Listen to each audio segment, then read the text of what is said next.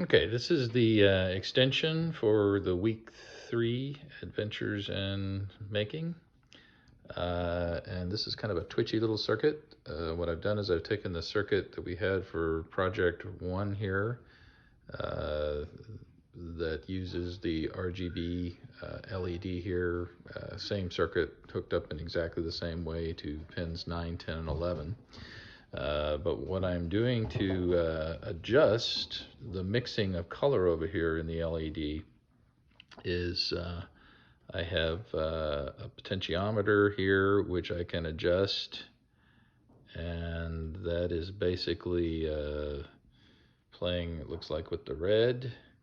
Then I have a thermistor right here that's reading the temperature in the room. That one's a little hard to actually adjust. I can try to touch it and maybe change it a little bit.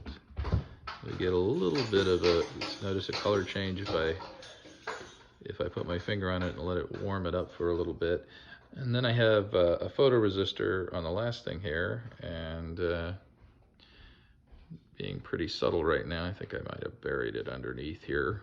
Let me see. But yes, you can kind of see it's going, changing color slightly there.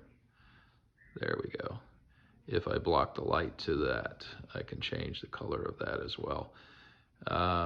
Little twitchy, but it does seem to work.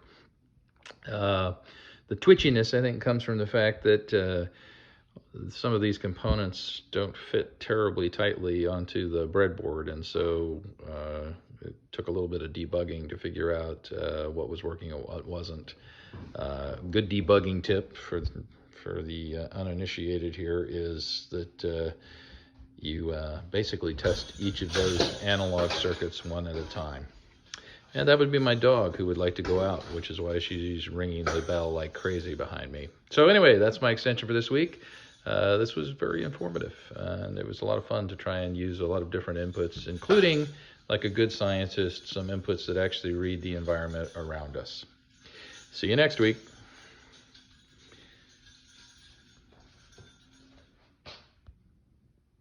You were just